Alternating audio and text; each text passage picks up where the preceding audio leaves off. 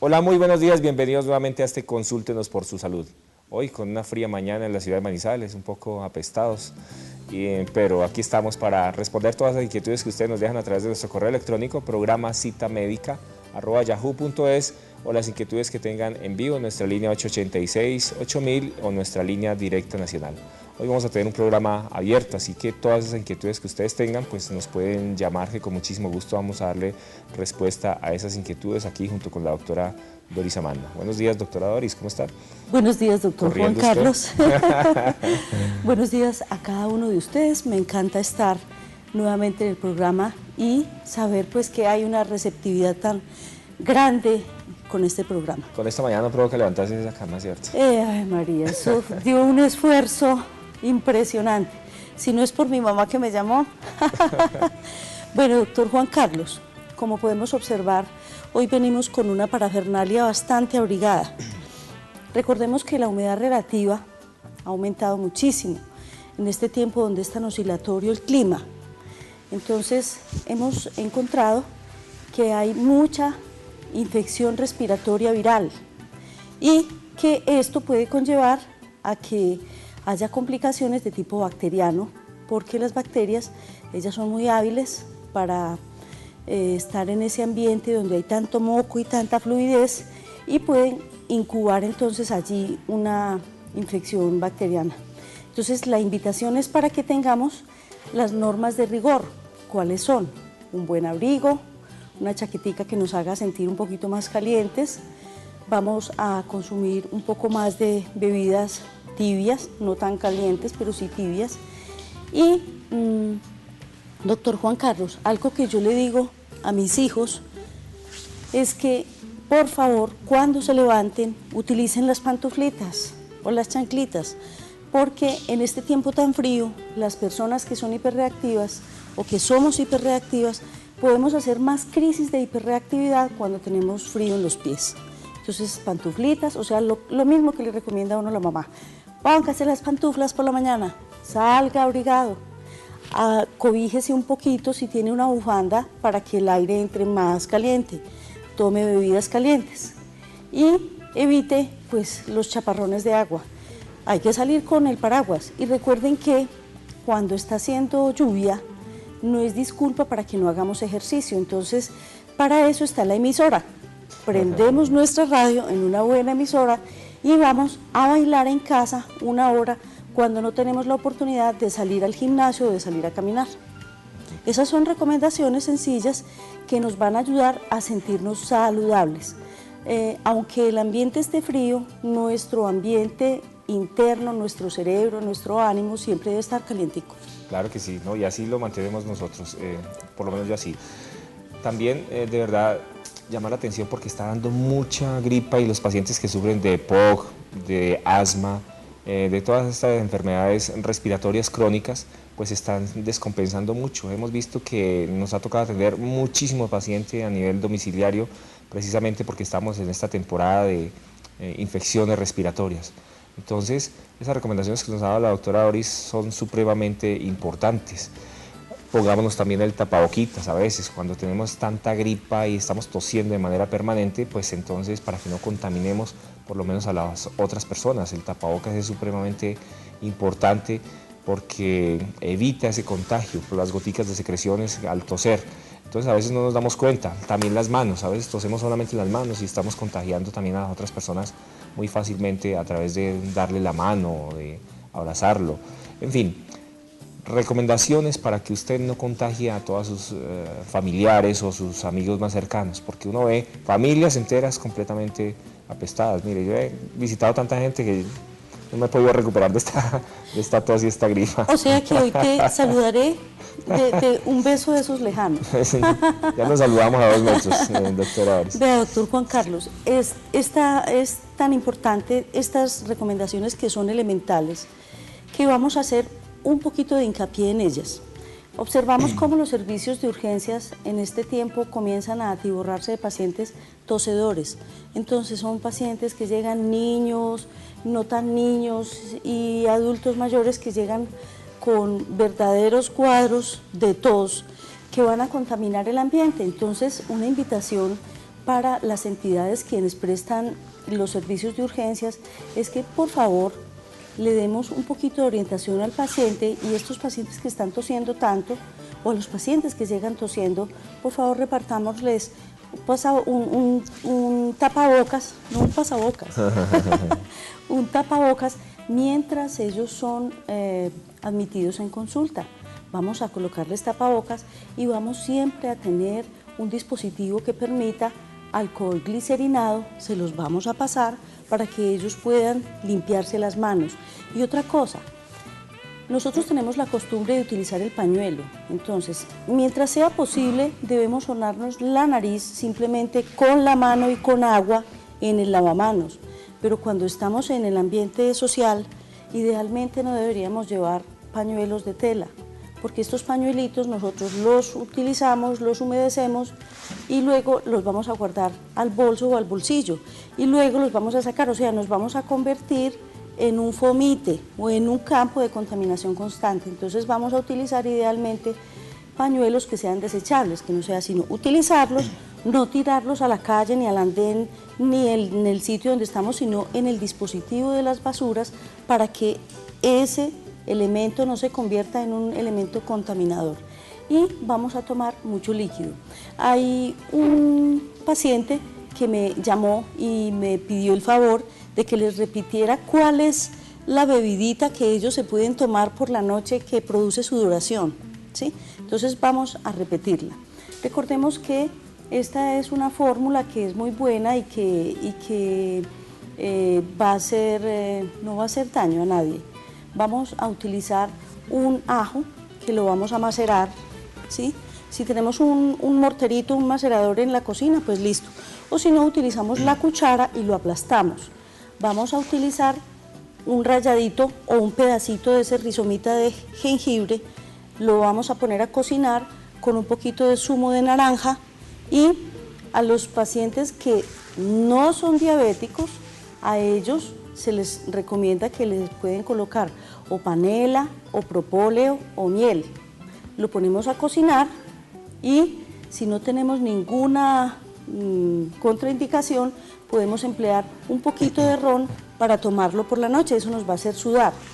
Hay una variable de esta bebidita y es que los pacientes que tienen diabetes, entonces simplemente exprimen la naranja, no le colocan ni miel ni panela, pueden colocarle un poquito de propóleo y que no le coloquen bebida alcohólica, o sea, no le coloquen ron. Esta preparación por la noche nos va a hacer sudar y recordemos que la piel es uno de los mecanismos de detoxificación del cuerpo. Entonces, con esto vamos a hacer que nuestro sistema inmunológico con el jengibre y el ajo se disparen y que podamos pasar más rápido de la gripa. Hay una recomendación también, es la solución salina, para colocarla por cada fosa nasal y así vamos a evitar que tengamos las velas constantes y la secreción de la nariz va a comenzar a secarse. Estar utilizando solución salina es muy importante porque vamos a hacer además un barrido mecánico y vamos a utilizar la concentración del cloruro de sodio para que él se vuelva como isotónico con la secreción nasal y entonces no haya una competencia y no se produce más moco.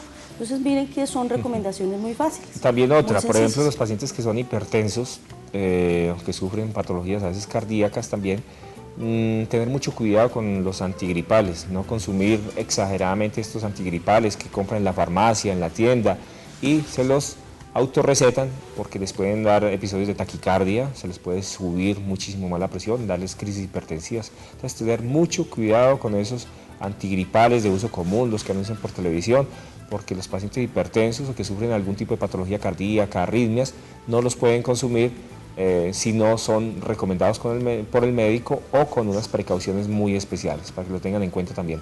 Doctora Doris, ayer me llamó Aníbal y para todos los televidentes, había un paciente que estaba preguntando por la paraparesia espástica, una enfermedad supremamente rara que Aníbal dijo pues, que él no sabía de eso. Entonces nos dijo que en este programa el día de hoy, porque muy seguramente el televidente debe estar allá pendiente viéndola, pues no sé exactamente qué pregunta era la que tenía sobre el tema, pero pues le quiero contar que existen dos tipos de paraparesia espástica. Hay una que es de origen tropical, que es producida por un retrovirus, es una enfermedad de tipo viral que produce una sintomatología semejante a esta otra paraparesia espástica, y existe otro tipo de paraparesia que es de tipo familiar. Esta de tipo familiar se transmite generalmente de manera genética y pues son genes que están prácticamente en estudio y que definitivamente comienzan a producir los síntomas iniciales. Por ejemplo, son como rigidez de los miembros inferiores, dificultad un poco para la deambulación, para la marcha, y progresivamente estos síntomas van aumentando. Son síntomas que se presentan independiente de la edad. Hay niños desde una edad muy temprana que comienzan a presentar estos síntomas, como a veces se pueden aparecer los síntomas también en la vejez, o sea que es muy variable la edad de presentación de esta enfermedad.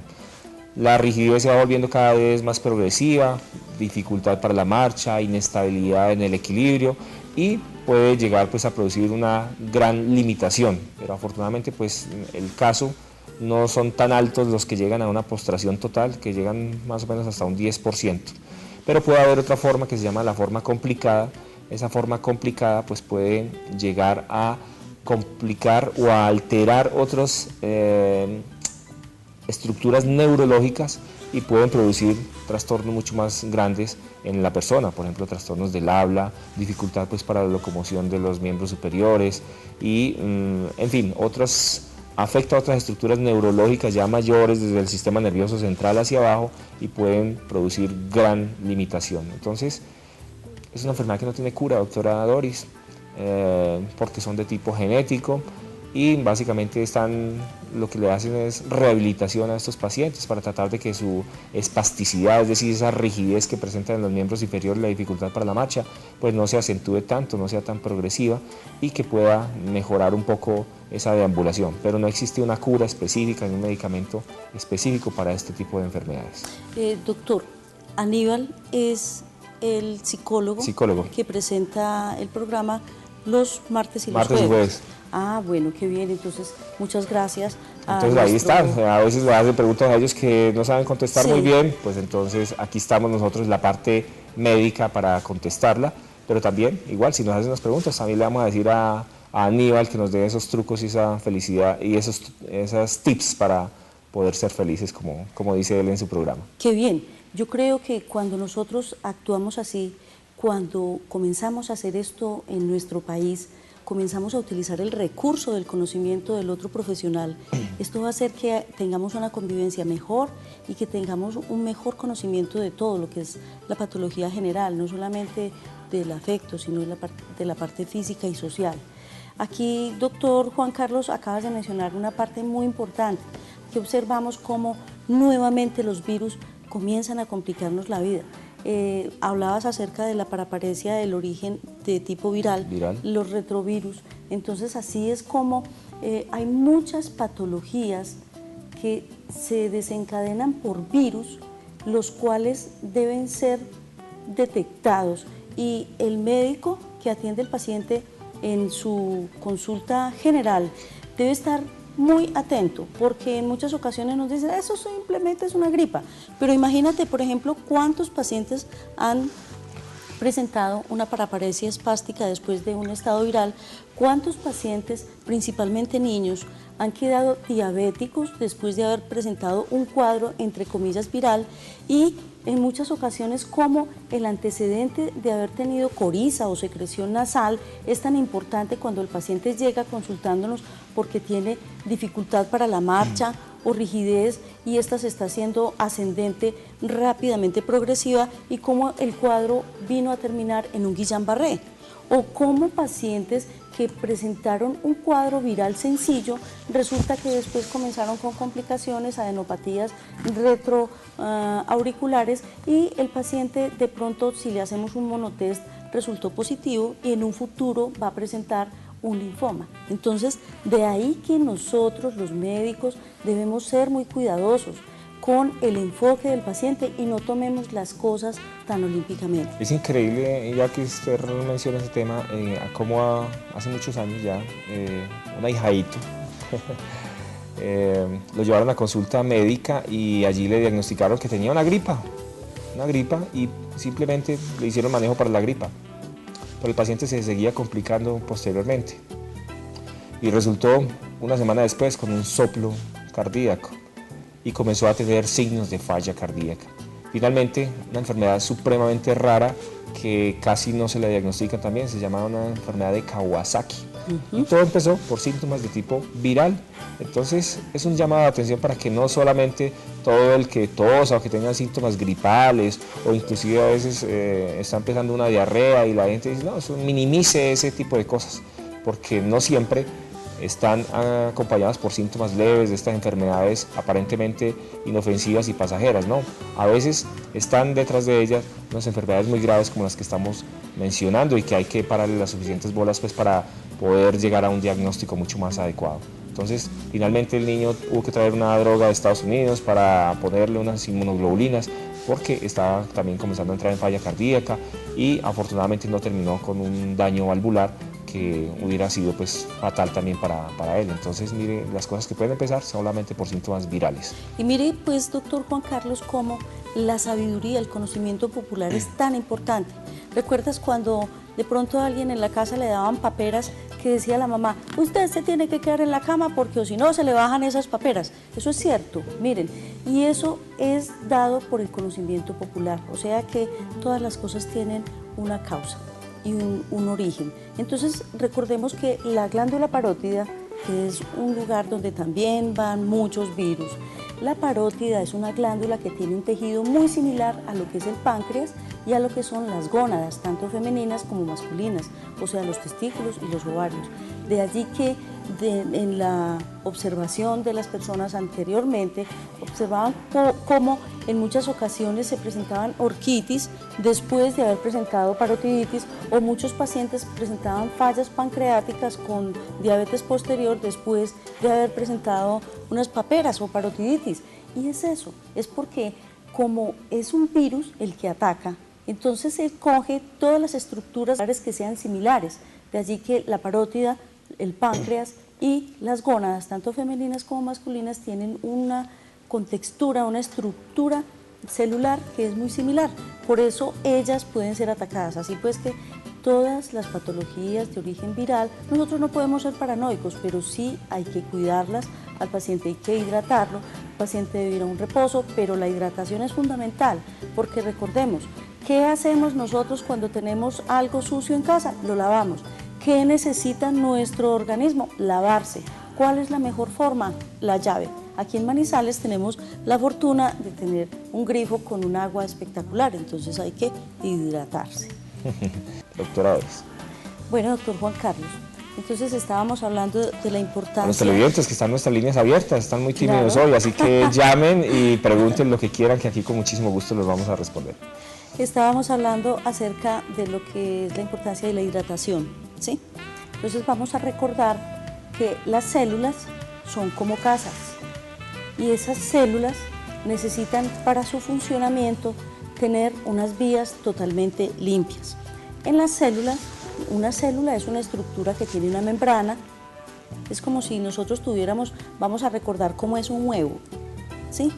El huevo tiene una cáscara, que sería la membrana celular, y luego tiene un citoplasma, que es la parte blanca, y el centro, que sería la yema, ese sería el núcleo. Hay una relación constante entre lo que es el núcleo, el citoplasma y el exterior, ¿sí?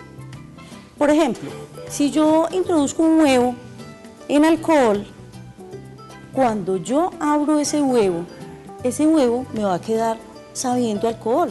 ¿Por qué? Porque hay una comunicación a través de los poros que tienen las células entre el interior y el exterior. Así pues, yo debo mantener todo ese espacio dentro de la célula muy limpio, pero para yo tenerlo limpio debo tener las calles entre una célula y otra muy limpias. Así que el agua es un factor que va a producir un barrido mecánico, ¿sí? Un barrido mecánico muy importante. Asimismo, nosotros a nivel ya de las estructuras orgánicas, por ejemplo el riñón, que es nuestro destilador maravilloso, ese riñón se encarga de depurar la sangre y de sacar al exterior todas esas toxinas que nosotros tenemos acumuladas, ¿sí? Las toxinas que esa fábrica maravillosa que se llama hígado también nos ayudó a metabolizar. Cuando nosotros estamos sanos, debemos consumir una adecuada cantidad de líquido, que idealmente sea agua, para que todo el sistema esté fisiológicamente drenándose, eliminando, sacando al exterior todas aquellas sustancias que han quedado acumuladas de eventos posteriores, como ¿qué? Como enfermedades virales, como enfermedades micóticas, enfermedades bacterianas y sustancias tóxicas que comienzan a acumularse en nuestro cuerpo. ¿Por qué? Porque tenemos una alimentación inadecuada o porque hemos ido a que nos remuevan de la boca las estructuras con amalgama. Entonces todas estas sustancias mercuriales también comienzan a acumularse en nuestro cuerpo y a producir una toxicidad crónica. Así pues que los invitamos a que consuman agua. Y tenemos la primera llamada. Muy buenos días, bienvenida. Buenos días. Buenos días. Sabíamos que era mujer, ¿no? Una pregunta. He tenido muchos dolores con el cuerpo. Sí. Me mandaron un examen de sangre para mirar el factor reumatoideo. Sí. Y me salió positivo. ¿En cuánto? ¿Cuánto? No dice pues cifras, sino simplemente que sale positivo. ¿Qué significa eso?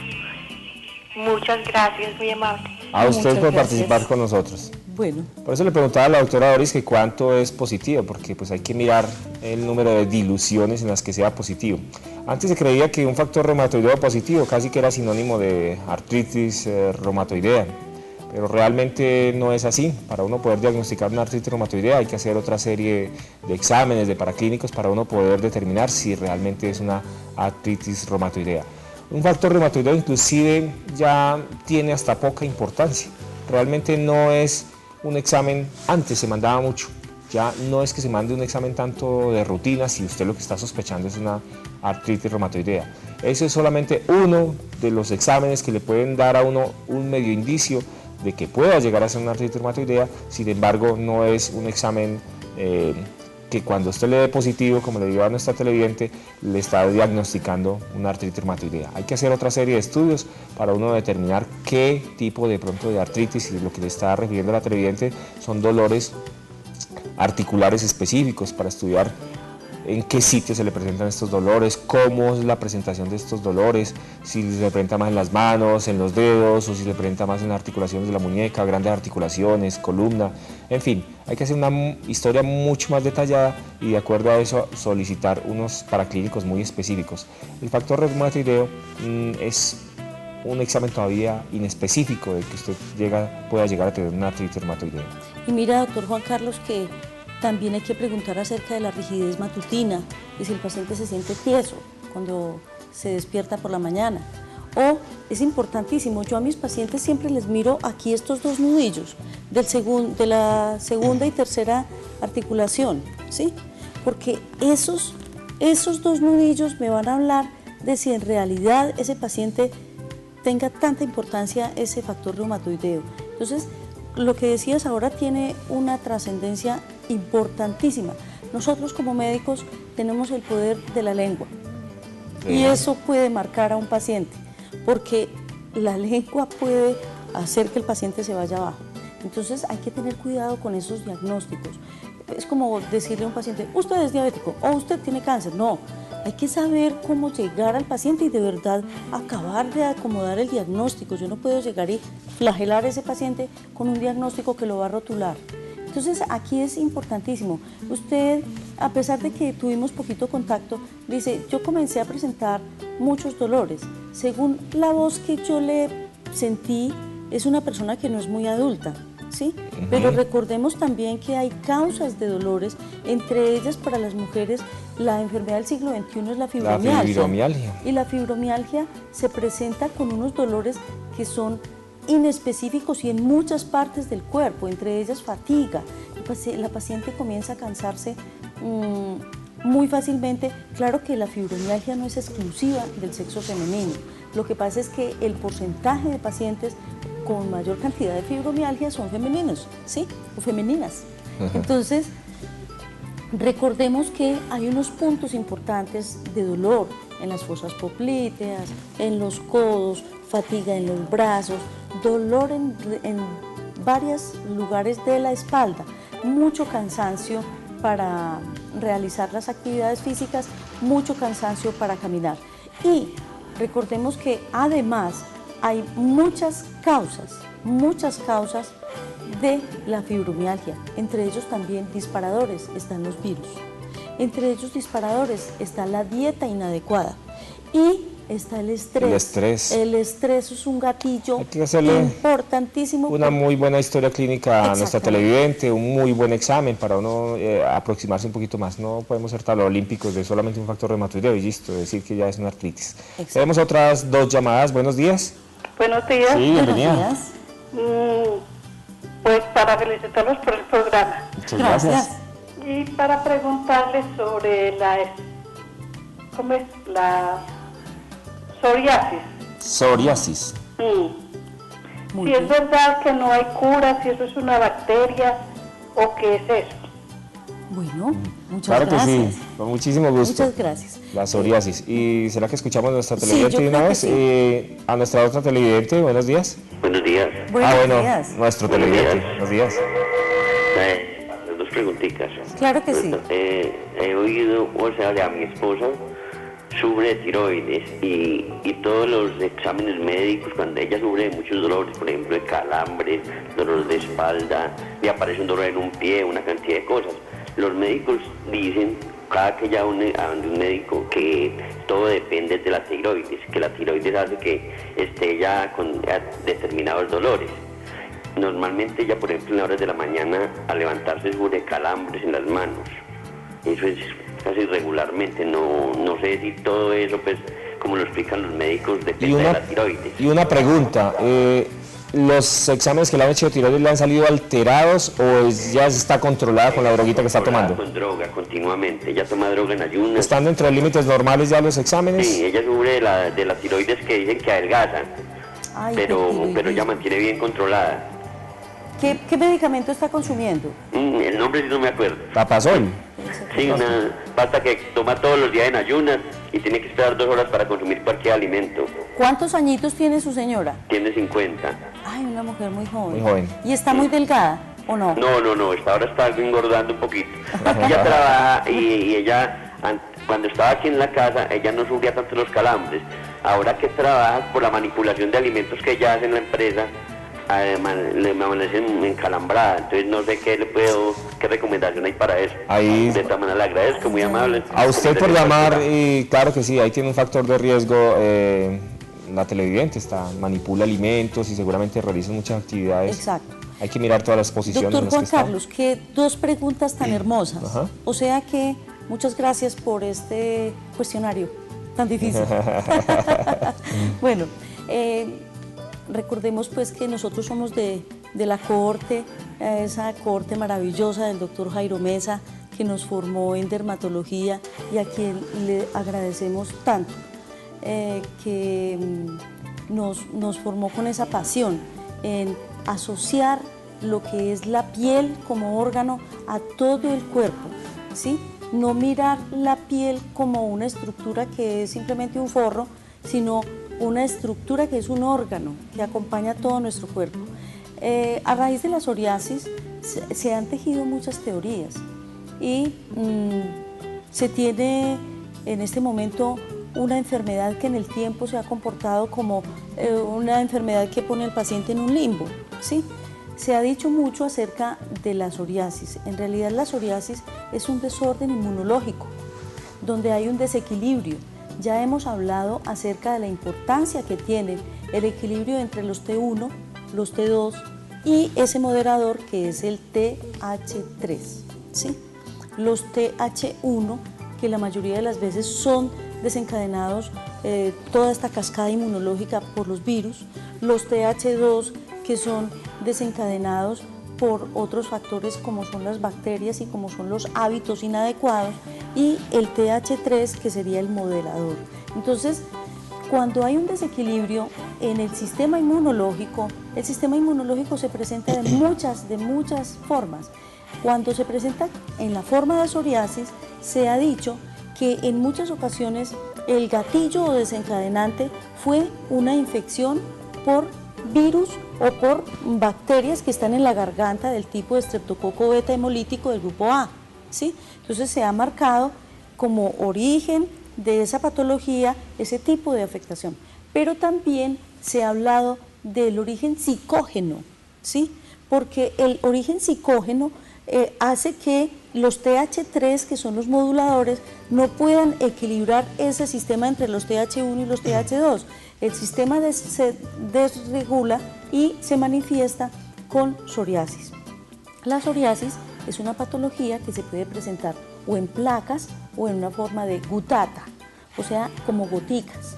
O también se puede presentar en las uñas. También puede haber artritis psoriásica. O sea que cuando nosotros tenemos esas uñas apolilladas y engrosamiento de las articulaciones, debemos poner atención porque puede tratarse de una psoriasis.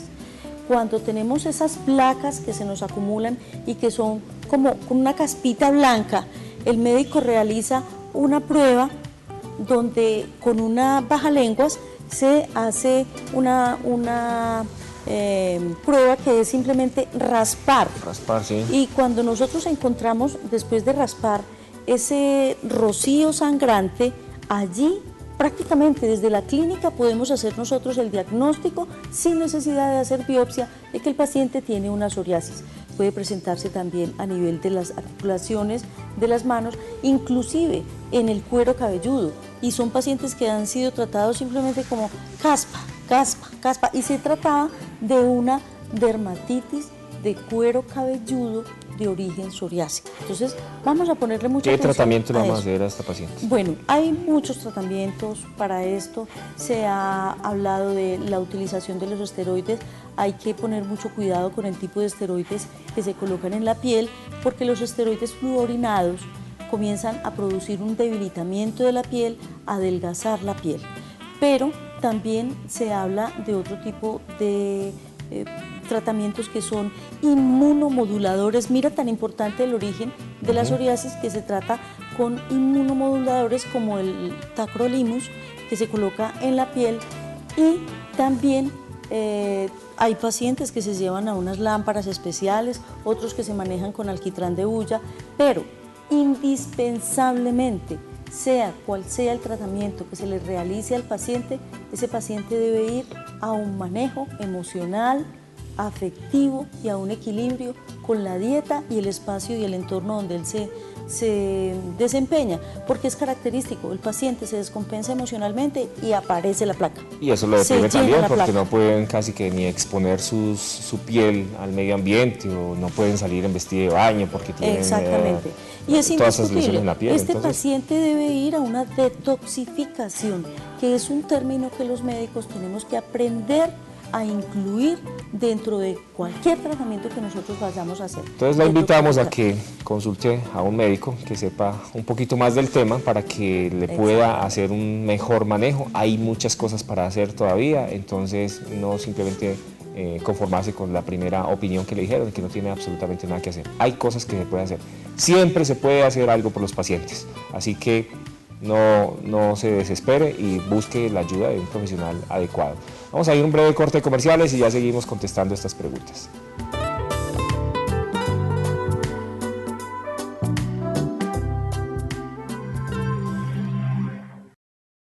Consúltenos por su salud, el programa enfocado en temas de salud, autocuidado y prevención de enfermedades. No se lo pierda, todos los lunes y viernes a las 7 de la mañana, solo por el canal UNE.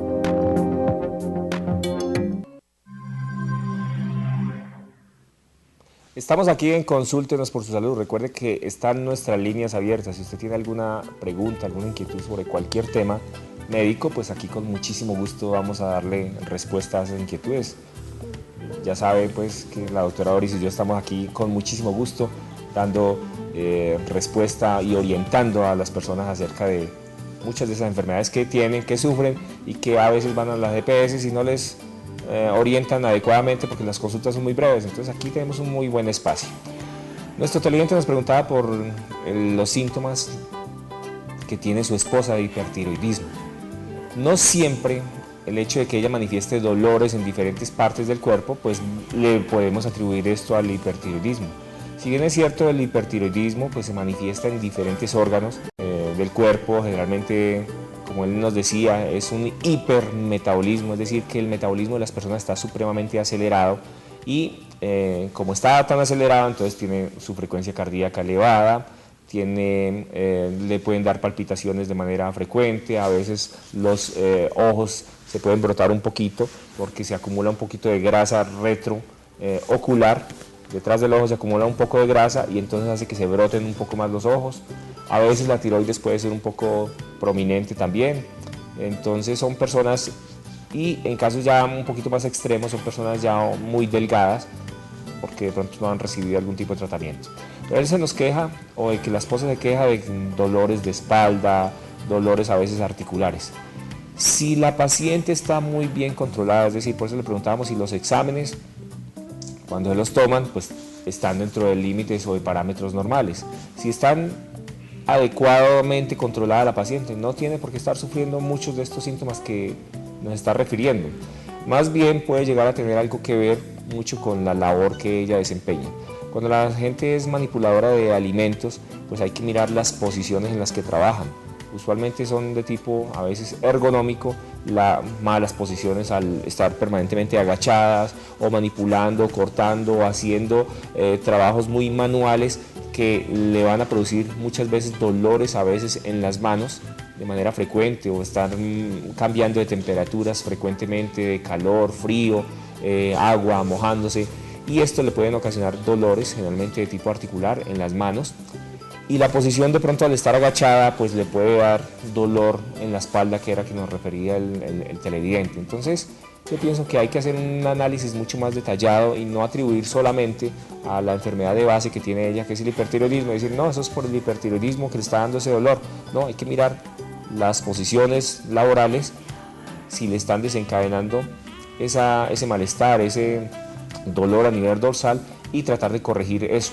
A veces tienen los banquitos o las mesas donde están trabajando muy bajitas, entonces pueden hacer que le aumente el dolor en la espalda, en los hombros, en la nuca, y ahí está el origen de esto, corrigiéndolo a veces o con una silla más alta o más baja o con una posición adecuada del lugar de trabajo, pues pueden llegar a mejorar todas estas condiciones que está presentando la familiar de nuestro televidente.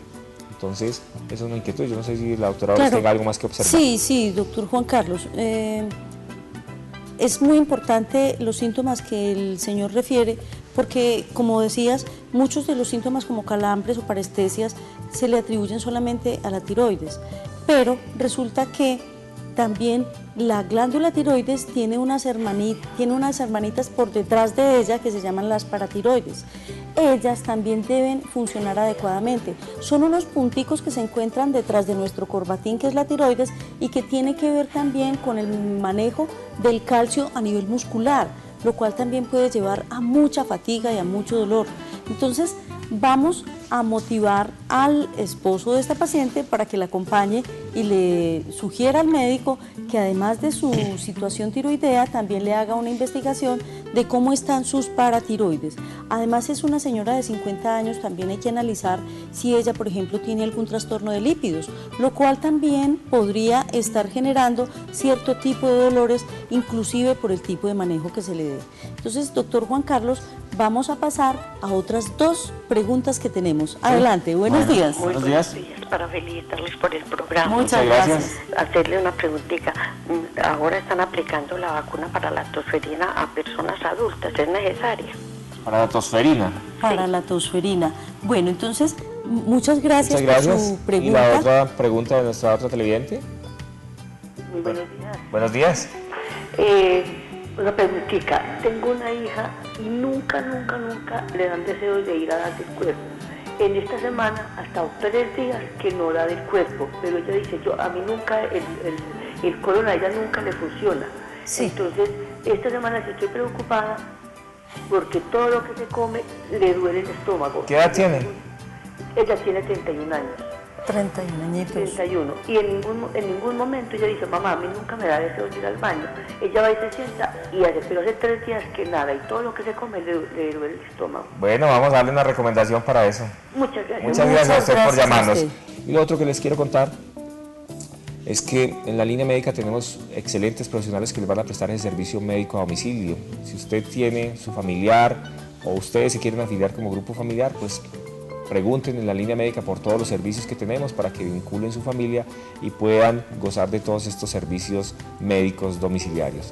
Además tenemos 2 hogares para el cuidado del adulto mayor, son hermosas casas que tenemos allí en el barrio Palermo para que usted tenga allí a su papá, a su mamá, a su abuelo y los cuidemos con muchísimo amor, con muchísimo cariño y con todos los cuidados médicos y de enfermería que les podemos suministrar a través de la línea médica. Entonces, si usted tiene a estos abuelos, a su papá, a su mamá y no tienen quien se lo cuide, pues con muchísimo gusto llamen a la línea médica que allí vamos a darles la orientación de cómo pueden hacer para que accedan a estos servicios de cuidado del adulto mayor en estas 2 hermosas casas que tenemos allí en el barrio Palermo.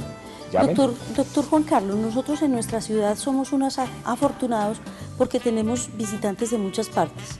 Entonces, he recibido muchas llamadas de personas que simplemente pasan por aquí porque vienen a hacer una actividad de comercio, en fin, y que son gerentes o representantes de marcas muy importantes a nivel del país y de otros países, y me llaman porque pues accidentalmente de pronto prendieron el televisor y estaban en el programa nuestro, entonces me llaman a hacerme muchas preguntas. Les agradezco por su receptividad y también felicito a todas esas personas que se atreven a gastar un poquito de su tiempito y de llamar y de preguntar. Asimismo, saludo a mi amiga Fabiola, quien es una excelente amiga y está actualmente en la ciudad. Bueno, tenemos 2 preguntas importantes. ¿Qué pasa con la tosferina? La tosferina es producida por un germen que se llama Bordetella pertussis y ese agente es muy agresivo con la vía respiratoria. La tosferina no es exclusiva de la edad de la infancia, ¿sí? Ella puede visitar cualquier edad, pero nosotros nos podemos convertir en vectores cuando llevamos este tipo de gérmenes y comenzamos a multiplicarlos porque estamos con tos, ¿sí? Recordemos que esa tos que se presenta con la Bordetella pertussis o con la tosferina es una tos que es metálica y persistente y que nos puede inclusive hasta hacer vomitar. Entonces, la pregunta es, ¿se está vacunando inclusive a las personas mayores? Sí, porque en este momento tenemos un brote importante a nivel del país. Entonces les voy a hacer una sugerencia. Nosotros tenemos el laboratorio clínico que está en el edificio de Seguros Atlas. Allí tenemos una excelente vacunadora. Ella es Meli, quien nos enseñó a vacunar en el hospital infantil. Es una hermosa mujer que va a orientarlos a ustedes acerca de si en ese momento necesitan o no hacerse su esquema de vacunación. Esa es un importante sitio para visitar. Bueno, esa era una pregunta. Y la otra, la recomendación para nuestra televidente de estreñimiento. Qué pecadito, pues, porque es que recordemos nuevamente que el intestino es el que se encarga, es una de las partes principales por donde nosotros desechamos lo que el cuerpo no necesita. ¿Qué hay allí? Nosotros debemos tener un hábito intestinal, así como tenemos el hábito de comer, el hábito de tomar líquidos. También tenemos el hábito de orinar y debemos tener el hábito de defecar, porque nuestra vida se comporta en un ritmo circadiano. Nosotros somos animales que somos de costumbres, así que cuando la señora dice que su hija no tiene la sensación de ir a defecar, es porque ella no ha generado un hábito defecatorio. Entonces le voy a hacer unas pequeñas recomendaciones. Como defecar es un acto fisiológico y que es muy agradable, porque después de hacer una buena deposición quedamos con una sensación de satisfacción. ¿cierto? Claro. Uno queda livianito, defecó en una proporción adecuada, su materia fecal hay que saber analizarla, cómo es, yo le pregunto a mis pacientes, ¿cómo es su deposición? Descríbamela, ¿sí? Con sus palabras dígame cómo defeca usted. Entonces, sí, mi deposición es una estructura larga, húmeda, que tiene una forma regular. Bueno, eso es una presentación de una deposición normal, pero hay deposiciones que comienzan ya no a ser tan normales. Por ejemplo, cuando se hace fraccionado o cuando se hace en bolitas o heces caprinas. Estos son factores que comienzan a hacer producir alteraciones a nivel intestinal porque comienzan a raspar toda esa estructura que es la mucosa del colon. También puede comenzar a hacer producir hemorroides y esas hemorroides comienzan a dilatarse y en muchas ocasiones a sangrar. Las hemorroides se presentan tanto a nivel interno como a nivel externo y ellas pueden ser la manifestación de que nuestro intestino está funcionando inadecuadamente. Entonces, invitaciones. Primero, cree un hábito defecatorio. ¿Cómo va a hacer eso? Usted le va a poner horario a su deposición. Por ejemplo, después de desayunar, usted puede ir y sentarse un ratico a la taza del sanitario, quedarse no más de 5 minutos y pensar en que en ese momento va a defecar. Cuando usted comienza a hacer eso, ya está comenzando a sembrar en el cerebro un área de costumbre. Y recuerden que las áreas cerebrales se acostumbran después de 21 días, seguidos de una sola conducta. Entonces, todos los días, religiosamente, cuando usted desayune, haga esto. Esa es una costumbre, pero la otra costumbre que usted va a tener es que usted va a hacer un masaje en el abdomen, subiendo por el lado derecho, atravesando la mitad y bajando por el lado izquierdo hasta llegar a la mitad. Eso lo va a hacer todos los días cuando usted se despierte. Al hacer eso, le está diciendo usted a su intestino, vea, yo no solamente me desperté yo, usted también, despiértese. Comience a trabajar. Exactamente, comience a trabajar. Ese hecho de comenzar a estimular el movimiento peristáltico va a hacer que cuando usted desayune y vaya y se siente, vaya generando otro hábito. Lo otro es que debemos consumir una muy adecuada cantidad de líquidos, siquiera 2 litros al día, y no jugos, sino agua. Y además de eso, vamos a mejorar la cantidad de fibra que vamos a consumir en la comida. Por ejemplo, yo puedo utilizar en el almuerzo, en la sopa, colocarle siempre un puñado de cebada. Esa cebada va a hacer que la materia fecal sea consistente, suave, así como la primera que describimos, esa que nos hace sentir satisfechos después de haber defecado. Y la cebada tiene una sustancia que es como babosita. Entonces eso va a proteger la mucosa intestinal. Pero también recordemos el preparado que les he enseñado, que es una cucharada de avena en hojuelas, una cucharada de linaza, una cucharada de ajonjolí y una cucharada de uvas pasas en un vaso con agua por la tarde. Al otro día vamos a consumir esto sin licuarlo con fruta picada.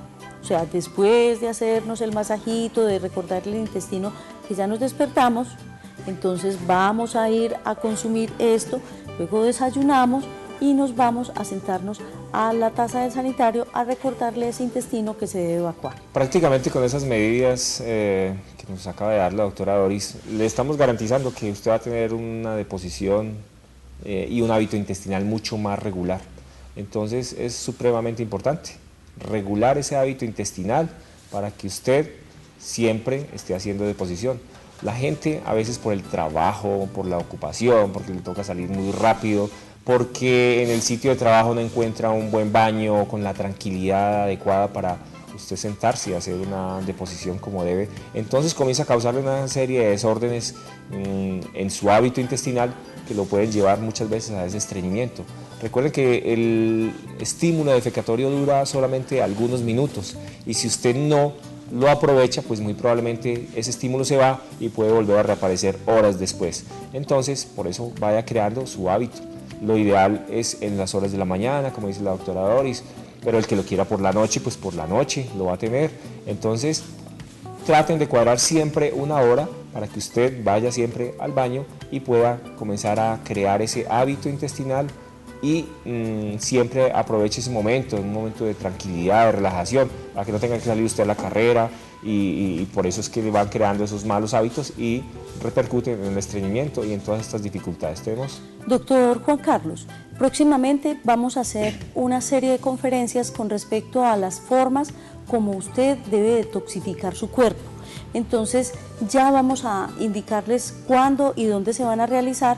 Mientras tanto, por favor, los pacientes que tienen exámenes actualizados, pues maravilloso, pero los pacientes que no tienen exámenes actualizados, ustedes se pueden realizar un perfil lipídico, un cuadro hemático, una glicemia, una creatinina y un parcial de orina, esos como exámenes básicos en el laboratorio del doctor Silvio Alfonso Marín en el edificio Don Pedro. Con ellos nos van a dar unos precios especiales precisamente para aquellos pacientes quienes tienen intenciones de hacerse una detoxificación adecuada.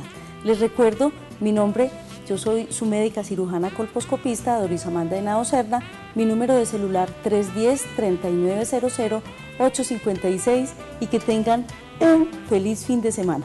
Hemos llegado al final de este Consúltenos por su salud. Un abrazo muy grande para todos y un feliz fin de semana. Nos vemos el próximo lunes.